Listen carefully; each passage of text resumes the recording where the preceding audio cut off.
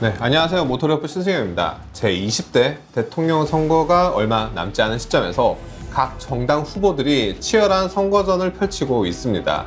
저희 모토레프는 어떻게 보면 대선과는 한 발 떨어진 자동차 전문 매체이지만 다른 한편으로는 이 자동차 산업과 시장 그리고 교통 및 인프라 등 이 모든 것이 정치와 밀접하게 엮여있기 때문에 각 정당 후보들에게 자동차 및 교통 관련 정책을 요청했고 답변을 받았습니다.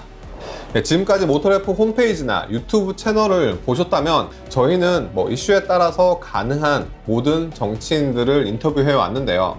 지난해에는 그랜저 엔진오일 증가 이슈를 가지고 더불어민주당 박용진 의원을 직접 만났고요. 또 재기 반사식 필름이 적용된 신용 번호판 문제의 경우 국민의힘 김은혜 의원 측과 취재를 진행했습니다.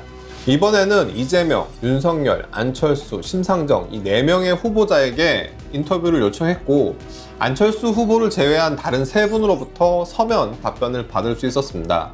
다만 심상정 후보가 모든 일정을 현재 중단한 상황이라 이번 시간에는 이재명, 윤석열 두 후보만을 다룰 예정입니다. 네, 이번 영상은 서면 인터뷰를 정리한 박홍준 기자와 함께 하겠습니다. 저희에게 가장 먼저 답변을 준 이재명 후보부터 좀 살펴보도록 하겠습니다. 이 교통과 자동차와 관련해서 이재명 후보의 주요 정책과 공약은 어떤 것들이 있었나요? 네, 우선 이재명 후보는 전기차 보조금 지급 대상 확대를 공약을 하고 나섰습니다. 전기차를 구입하고자 하는 수요는 많은데 보조금이나 생산량이 이를 받쳐주지를 못하고 있으니까요. 캠프 측에 따르면은 2019년 3,200대 정도가 공급이 부족했는데 작년 들어서 1만 대까지 그 규모가 늘어났다고 합니다. 이를 위해서 보조금을 지급할 수 있는 대상 차종을 늘리고 이를 통해서 이 자동차 업체들의 전기차 생산 확대를 유도하겠다는 입장입니다. 결국에는 이 차를 많이 생산을 하게 되니까 출고 대기 시간도 대폭 단축될 수 있을 것이라는 게 이 후보 측의 설명입니다. 사실 지금 최근에 전기차가 출고되지 않는 것은 반도체 부족 문제가 있는데 보조금과 조금 엇나간 이슈인 것 같긴 하고 이와 별개로 이제 보조금이 늘어난다면 그에 대한 재원은 어떻게 마련할 계획인가요? 말씀하신 것처럼 결국 보조금 지급 대상을 늘리면은 그만큼 주어지는 전기차 보조금 예산이 늘어나는 건 맞습니다. 다만 이와 관련해서 아직 세부적인 계획은 언급되지 않고 있습니다. 예, 다른 정책은 어떤 게 있죠? 민간에서 전기차 보급을 늘리는 것과 별개로 공공기관이라든지 대중교통 분야 전동화에도 좀 박차를 가하겠다 이렇게 밝혔습니다. 이건 근데 현 정부에서도 추진되고 있는 상황이거든요. 올해부터 모든 정부기관이 전기차나 수소차만 구입해야 되는 게 대표적인데 이 같은 현재의 기조를 계속 이어나가겠다 이런 의지로 풀이가 됩니다. 전달받은 자료는 언급되지 않았습니다만 최근 에너지 전환 정책과 관련한 간담회에 이재명 후보가 참석을 해서 탈탄소 산업으로 인한 일자리 감소 기업 그리고 지역에 대한 지원도 약속을 했습니다. 이 전동화로 인해서 일감이 줄어드는 자동차 부품업체라든지 자동차 정비소 이런 곳들의 업종들이 여기에 포함될 것으로 보입니다. 그 일자리 전환에 대해서 구체적인 방법들은 어떤 게 있을까요? 이재명 후보가 이날 간담회를 통해서 기후대응기금이라는 조성 계획을 내놨습니다. 이 기후대응기금을 조성을 해서 해당 기업들의 노동자들에게 사회 안전망을 보장을 하겠다는 구상인데요. 급격한 산업전환으로 피해를 입는 지역은 이 재난지역처럼 이 정의로운 전환 특별지구로 지정을 하고 이 지역에 대해서 일자리 전환, 지역경제 활성화 이런 것들을 지원하겠다는 입장입니다. 제가 기사를 좀 봤는데 네. 이 보행자 친화적인 공약들이 좀 많더라고요. 네, 맞습니다. 이 어린이와 고령자, 장애인이라든지 이런 교통약자를 위한 교통안전 공약도 포함이 됐습니다. 이재명 후보는 어린이 보호구역이라든지 노인 보호구역을 더 확대하고 처벌 수위도 더 강화하겠다는 입장입니다. 교통약자 보호구역 범위를 더 넓히고 무인 단속 장비라든지 과속 방지턱, 도로 반사경 이런 부가적인 안전장치도 확대를 하겠다고 밝혔는데요. 어린이 사상사고가 지속적으로 감소하고 있는데 반대로 노인 교통사고가 계속 증가하고 있다는 게 그 이유입니다. 이른바 민식이법으로 알려진 보호구역 규제 법안도 손볼 계획인데요. 제한속도 30km를 원칙으로 하되 도로별, 시간대별 교통 환경에 따라서 단속 시간을 좀 탄력적으로 운영하겠다는 겁니다. 전문기관의 검증을 통한 이 보호구역 인증제를 도입을 해서 지역별 상황에 맞따른 맞춤 운영제도도 추진할 계획입니다. 이거랑 별개로 전동 킥보드 같은 개인형 이동장치 관련 법제도도 정비를 하고요. 보험제도를 좀 더 구체화하겠다 이런 언급이 있었고요. 기준 속도를 40km 초과해서 연 3회, 즉 습관적으로 과속을 하는 운전자들 그리고 난폭운전자, 보복운전자들에 대한 처벌 강화 계획도 나왔습니다. 전반적으로 보행자 보호를 좀 더 강화하겠다라는 취지와 함께 뭐 그동안 의견이 많았었던 민식이법에 대해서 이제 교통 환경이나 도로 네. 구간에 대해서 탄력적 운행을 적용하겠다. 이 두 가지를 좀 절충한 것 같습니다. 또 하나 인터뷰 중에 이슈가 됐던 게 이륜차 공약이죠. 네, 이른바 소확행 공약이라고 해서 생활 밀착형 공약으로 이륜차와 관련된 공약들을 내놨습니다. 이륜차의 소음이라든지 안전 문제에 좀 적극 대응하겠다는 건데요. 이륜차의 소음과 관련해서는 이 불법 튜닝에 대해서, 그러니까 머플러죠. 이 머플러 불법 튜닝에 대한 무관용 원칙을 적용을 하고 소음 공해를 줄이겠다 이렇게 밝혔습니다. 이륜차에 대한 단속 강화도 좀 강조를 했는데요. 이재명 캠프는 이 최근 코로나19로 배달 수요가 폭증하면서 이륜차의 법규 위반 빈도가 한 3년간 2배 이상 늘었다는 입장입니다. 이를 위해서 이륜차 전면 번호판을 장착을 하고 관련 단속 장비들도 마련하겠다고 밝혔습니다. 이륜차의 전면 번호판은 굉장히 좀 논란이 될 수 있는 공약일 것 같아요. 네. 현실성이나 이런 것들도 좀 논란이 될 수 있을 것 같고, 사실 저희도 이륜차 관련 내용들을 많이 다뤘지만 일선에 있는 경찰분들이 굉장히 단속에 어려움을 겪고 있잖아요. 현장에서 이런 어려움이 있는 상황에서 이걸 어떻게 해결할지가 더 좀 고민이 될 것 같습니다. 네, 일단 무인 단속 장비를 설치하는 것 자체는 무리가 없을 것이라는 입장입니다. 한 60억 원가량을 투입을 해서 기존의 과속 카메라를 개량할 수 있을 것이라고 밝혔고요. 전면 번호판 같은 경우도 이 자동차처럼 철저 번호판을 쓰는 대신에 부착형 필름 번호판을 쓰겠다고 밝혔습니다. 사례가 있는지 한번 찾아봤는데 이미 중국이라든지 싱가포르, 말레이시아처럼 이 이륜차가 좀 많이 쓰이는 지역에서 이미 도입이 되고 있어서 그리 어려운 일은 아니다, 뭐 이런 입장입니다. 다만 말씀하신 것처럼 이 공약이 좀 상세한 논의가 필요해 보이는데요. 아시겠지만 모터사이클의 디자인이 정말 천차만별이거든요. 뭐 스쿠터나 뭐 이른바 R차라고 하는 고성능 레이스 바이크들은 전면부 카울이 상당히 넓어서 이걸 부착할 공간이 나오는데 뭐 네이키드 바이크라든지 크루저 같은 바이크들은 이런 공간들이 나오지 않으니까요. 뭐 더욱이 소음 규제 문제도 좀 어떤 기준을 잡을 건지가 관건입니다.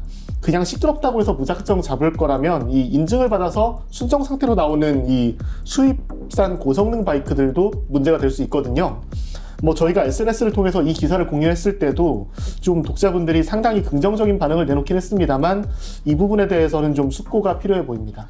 이륜차가 갑자기 늘어나면서 어느 정도 규제나 단속이 필요하다는 것은 모두들 동의를 하고 있지만 전면 번호판이라든가 일선의 경찰들의 어려움을 어떻게 해결할지는 조금 더 논의가 필요해 보입니다. 그리고 음주운전 관련 공약도 있더라고요. 네. 운전면허 취소 기준을 지금보다 좀 더 강화하겠다는 게 주요 골자입니다. 운전면허 재취득을 금지하는 기간도 더 확대하기로 했고요. 반복 적발된 운전자 차량에는 음주운전 잠금 장치를 의무화하고 이 음주운전 치료 프로그램도 마련하겠다고 밝혔습니다. 사실 이 음주운전 관련 공약은 저희가 처음 인터뷰를 진행했을 때 서면 답변에는 포함되지 않았던 공약이죠. 네, 맞습니다. 음주운전 관련해서는 사실 윤석열 후보 캠프에서 먼저 공약이 나왔고 이재명 후보 캠프에서 그 직후에 나왔습니다. 네, 다음 윤석열 후보의 주요 정책과 공약들은 어떤 것들이 있나요? 일단 전기차 부분만 먼저 살펴본다면은 주유소와 LPG 충전소에서 전기차 충전이 가능하게 하겠다, 뭐 이런 입장을 내놨습니다. 이거는 이미 하고 있는 건 아닌가요? 네, 뭐 이미 현 정부에서 주유소를 자가 발전이 가능한 에너지 슈퍼스테이션으로 전환하겠다, 뭐 이렇게 밝혔는데요. 다만 주유 시설이라든지 충전 설비 간 안전거리 규제가 좀 있어서 아직은 한계가 있다는 게 정책본부 측의 설명입니다. 뭐 태양광 같은 신재생 에너지로 일정 부분 전기를 수급하는 계획도 포함이 돼 있는데 이 전기를 저장하는 ESS라고 하죠. 에너지 저장 장치. 그러니까 연료 전지가 주유소에 설치가 불가능한 항목이기 때문에 이 연료 전지를 주유소 설치 가능 항목에 포함시키는 걸로 좀 검토하겠다는 입장입니다. 그런데 이거 안전 검증을 하고 정책으로 내놓은 건가요? 사실 이 부분에 대해서 디테일하게 나온 부분이 없습니다. 다만 이 ESS라는 에너지 저장 장치가 최근에 여러 차례 폭발 사고가 좀 발생한 사례가 있죠. 네. 최근 SK 공장에서도 ESS가 폭발해서 화재가 발생하기도 했는데 이런 점들에 대해서 좀 상세한 검증이 필요해 보입니다. 네, 그리고 이 전기차 충전 요금과 관련해서 영상을 좀 올려서 화제가 된 것도 있는데요. 네, 맞습니다. 뭐 지금 이 환경부 급속 충전기 기준으로 1kW당 한 300원 정도 하는 전기차 충전 요금 5년 동안 동결하겠다고도 공약했습니다. 저희가 기사로도 뭐 수차례 다뤘지만 이거 사실 요금 인상이 아니라 기존에 할인을 해주던 혜택을 줄이겠다, 뭐 이런 입장이잖아요. 네. 그렇다면 윤석열 후보 측은 할인 혜택을 유지하겠다라는 게 공약인가요? 일단 올해부로 전기차 특례요금제, 그러니까 요금 할인은 종료됐습니다. 할인 혜택을 유지하겠다기보다는 결국 전기세와 연동해서 전기차 충전요금이 인상되는 걸 일정 부분 좀 막겠다는 걸로 보이는데요. 일각에서는 뭐 공공인프라, 그러니까 환경부에서 운영하는 충전기는 그렇다 치더라도 민간 사업자들이 운영하는 충전기까지 요금을 통제하는 게 과연 이게 시장경제 논리상 맞는 이야기냐, 이런 볼멘 소리도 좀 나오고 있습니다. 네. 앞서 말한 음주운전 공약은 네. 어떤 게 있죠? 이제 이재명 후보와 마찬가지로 술을 마시면 차량에 시동이 걸리지 않는 음주운전 방지장치 장착을 공약을 했고요. 이 국가 차원의 음주운전 치유센터를 설립을 하고 소주라든지 맥주 등에 부과되는 주세 일부를 이 음주운전 예방 활동, 그리고 이 음주운전 사고 피해자 지원에 활용하겠다고도 밝혔습니다. 사실 이 음주운전 공약이 나왔을 때 상대방의 이재명 후보를 겨냥한 발언이다라고 했죠. 네, 실제로도 음주운전과 관련된 공약은 윤석열 후보가 이재명 후보보다 더 빨리 냈습니다. 다른 분야에서의 공약 발표는 대체적으로 이재명 캠프가 더 빨랐는데 이 부분을 먼저 들고 나왔다는 점, 이재명 후보의 이 과거 음주운전 전력을 교묘하게 비판한 거 아니냐, 뭐 이런 반응도 있습니다. 이재명 후보 측이 이제 이륜차에 대한 규제 강화를 말했다면 윤석열 후보 측은 이 법인차 관련 공약으로 또 이슈가 됐었죠. 네, 이 부분도 59초짜리 쇼츠 영상으로 업로드가 됐습니다. 법인 차량 번호판을 일반 차량과 다르게 색상을 넣는 거예요. 수억 원대의 슈퍼카를 법인차로 이용하는 이 편법이라든지 탈세 행위에 대한 규제를 예고를 한 건데요. 이 법인 차량과 일반 차의 번호판을 구분하고 세제 혜택을 받는 법인 차량을 이 사적으로 이용하는 이런 행위를 근절하겠다는 겁니다.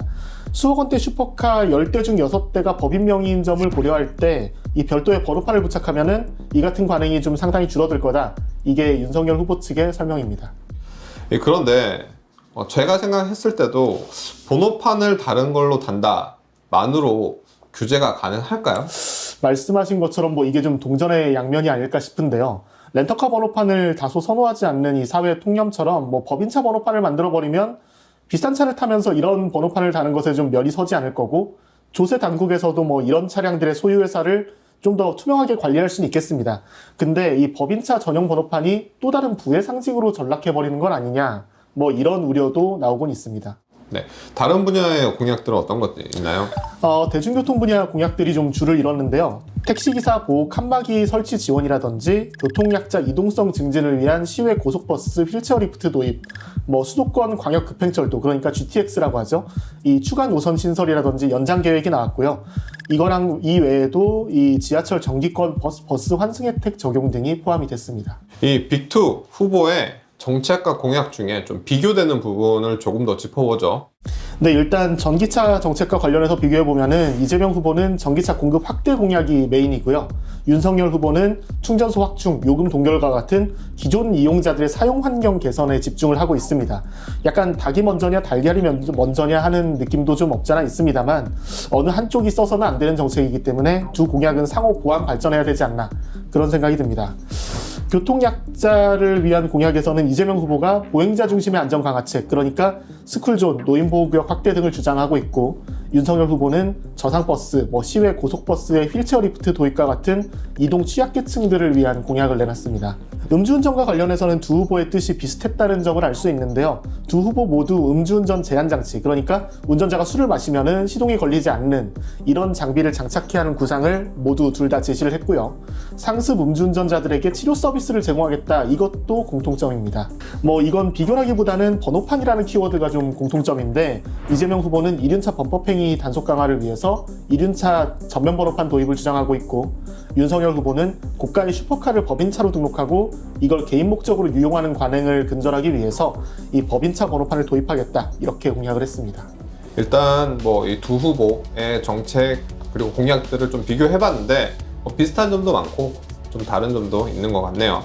안철수 후보 같은 경우에는 저희가 인터뷰 요청을 했는데 아직 답변을 받지 못했고, 이 심상정 후보 같은 경우에는 기사화를 한 이후에 지금 이제 선거 캠프 상황이 좋지 않아서 이번 비교 대상에서는 제외했습니다.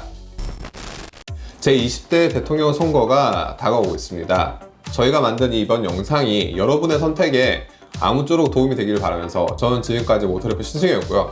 박홍준이었습니다.